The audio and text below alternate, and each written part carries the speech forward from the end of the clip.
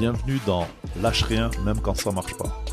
Un podcast où je parle de création, de projets et de tout ce qu'on traverse pour essayer de les faire exister, même quand personne ne regarde.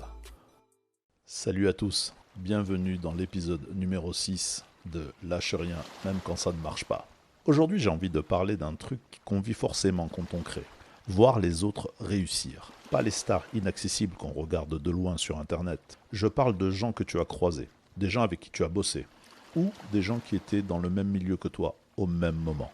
Et puis un jour, leur projet part. Ça sort, ça marche, ça devient énorme. Et toi, tu vois ça passer devant toi. Forcément, ça remue quelque chose. Tu peux être sincèrement content pour eux, mais ça peut aussi te mettre une petite claque. Pas forcément une claque de jalousie sale, plutôt un truc qui te renvoie à ta propre route. Tu te demandes où tu en es, pourquoi toi ça prend plus de temps, pourquoi certains projets décollent et d'autres restent encore sur le bord. Et je trouve ça intéressant, parce qu'on parle souvent de réussite comme si c'était juste un truc positif. Mais quand tu es créateur, voir quelqu'un réussir près de toi, ça peut être très bizarre. Ça peut te motiver ou ça peut te piquer. Ça peut même te faire douter 2 minutes. La vraie question, c'est ce que tu en fais. Est-ce que tu t'en compares jusqu'à te dégoûter de ton propre chemin? Ou est-ce que tu regardes ça comme une source d'apprentissage? Moi, c'est de ça dont j'ai envie de parler aujourd'hui. Comment on regarde la réussite des autres sans se faire avaler par la comparaison? Et comment on transforme ce petit coup dans le ventre en carburant? Il y a une expérience assez particulière. C'est quand tu vois un projet avant qu'il devienne énorme, quand ce n'est encore qu'une idée dans la tête de quelqu'un. Moi, j'ai vécu ça avec Miraculous. À l'époque, on était chez Ankama, à Paris. C'était autour de 2009. J'ai rencontré Thomas là-bas. Et on s'est assez vite entendu parce qu'on avait des atomes crochus sur les super-héros. Après le boulot, on sortait parfois ensemble, on discutait et il me parlait de son projet. Il me montrait des dessins. Il m'expliquait le système, les personnages, ce qu'il avait en tête. Ce qui m'a marqué, c'est surtout son regard. Tu sentais que pour lui, ce n'était pas juste une idée sympa. Il y avait déjà un monde derrière. Le projet n'était pas encore la machine qu'on connaît aujourd'hui. C'était encore fragile. Rappelez-vous l'œuf. Mais tu sentais qu'il croyait vraiment. Et ça, quand tu crées, tu le reconnais. Tu reconnais quelqu'un qui porte un truc. Pas un pitch propre, pas une formule. Un truc qu'il a dans le bide. Et après, les années passent, le projet sort, ça marche, ça devient huge, énorme. Et toi, tu regardes ce truc que tu as connu au départ devenir un vrai phénomène. Franchement, c'est fascinant. Parce que tu te dis, ok, parfois ça arrive vraiment. Parfois, l'étincelle dans la tête de quelqu'un finit par rencontrer le monde. Et quand tu vois ça de près, ça te remue. Tu es content pour la personne évidemment, mais ça te renvoie aussi à tes propres projets, à ton rythme, à tes doutes, à cette question un peu relou. Et moi, qu'est-ce que je fais de mon étincelle? Il faut être honnête, quand tu vois quelqu'un réussir près de toi, même quelqu'un que tu aimes bien, ça peut te faire un petit pincement. Allez, on va pas jouer les saints. Tu peux être content pour la personne sincèrement et sentir quand même un truc qui gratte un peu à l'intérieur. Pas une jalousie dégueulasse, plutôt une petite voix qui dit « Ah ouais, lui c'est parti !» Et forcément ça te renvoie à toi, à ton rythme, à tes projets qui mettent un peu plus de temps, à tes portes qui ne se sont pas encore ouvertes. Le danger, c'est de transformer la réussite des autres en jugement contre toi-même, comme si leur succès voulait dire que toi, tu étais en retard. Mais en vrai, ce n'est pas si simple. La réussite de quelqu'un d'autre, ce n'est pas une condamnation, c'est une trajectoire. Et une trajectoire, ça peut s'observer. Tu peux regarder ce qui s'est passé. Le talent, oui, mais aussi le timing, les rencontres, le travail, la manière de tenir quand le projet était encore fragile. Ça devient plus intéressant là. Tu ne regardes plus l'autre en mode « pourquoi pas moi ?» Tu le regardes en mode « ok, qu'est-ce que je peux apprendre de cette route-là ?» Et je crois que c'est ça le vrai move. Transformer le pincement, les boules en carburant. Pas en poison, pas en glande. À un moment, il faut arrêter de regarder la réussite des autres comme un panneau lumineux qui te dit « toi, tu y es pas encore ». Sinon, tu deviens taré en fait. Moi, ce qui m'intéresse aujourd'hui, c'est plutôt d'observer, pour comprendre. Quand je regarde une réussite comme Miraculous, je regarde aussi tout ce qu'il y a autour. Comment tu gardes la paternité de ton œuvre quand elle devient énorme? Comment tu continues à exister comme créateur quand la machine de production devient plus grande que toi? Comment tu fais évoluer ton univers sans le trahir? Comment tu tiens ta place quand il y a des producteurs, des diffuseurs, des équipes, des attentes, du merchandising, des fans, des critiques? Parce que ça, c'est un autre niveau du game. On parle souvent du rêve de réussir, mais on parle moins du boulot que ça demande une fois que c'est parti. Réussir, ce n'est pas toujours être validé. C'est aussi devoir tenir debout dans un système beaucoup plus grand que toi. Et c'est là que regarder les autres devient utile. Tu peux voir ce qui fonctionne, tu peux surtout voir les pièges. Et tu peux voir les moments où la réussite donne de la liberté. Et les moments où elle commence à enfermer. Et moi, ça m'aide à réfléchir à mes propres projets. Pas en mode je veux la même chose. Plutôt si un jour ça grossit, qu'est-ce que je veux protéger? Ma place, ma vision, la paternité du projet et surtout le plaisir de créer encore.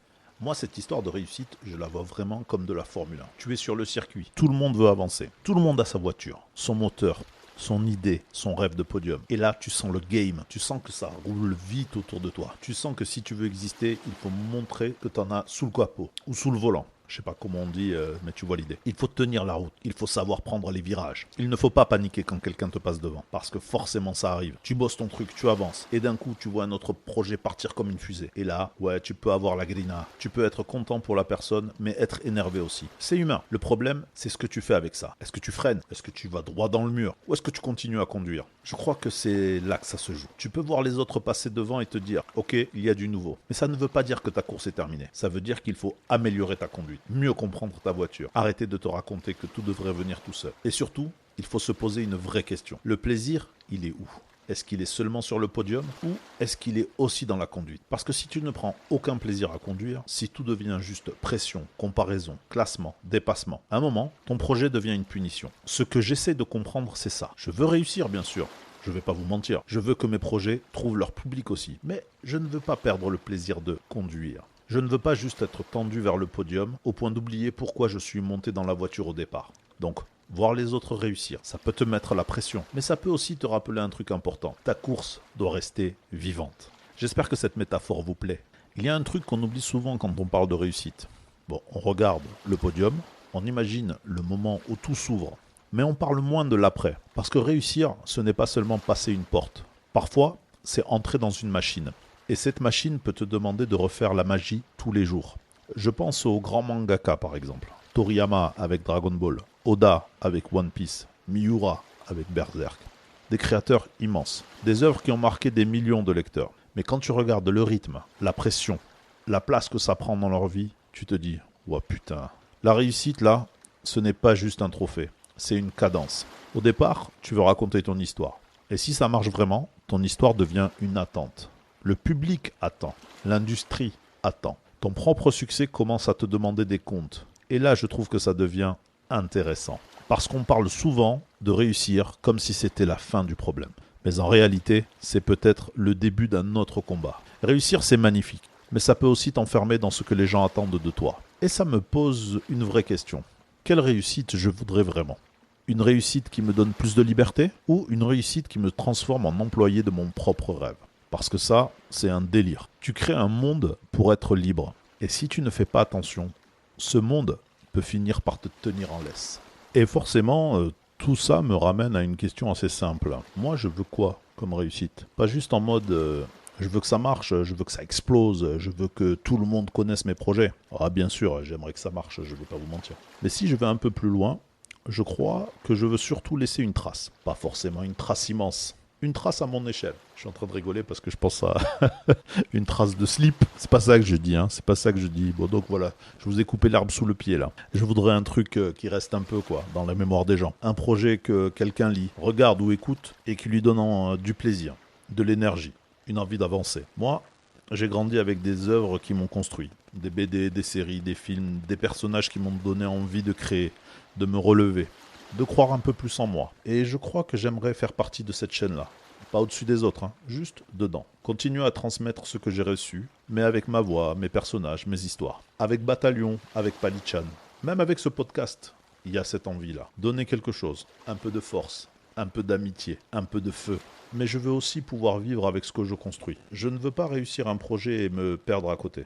Je ne veux pas que le succès devienne un truc qui m'isole, qui me mange, qui m'empêche de profiter de ma famille, de mes enfants, des miens. Il y a une différence entre mourir pour quelque chose et mourir de quelque chose. Et moi, j'ai pas envie de mourir de mes projets. J'ai envie qu'ils m'emmènent quelque part.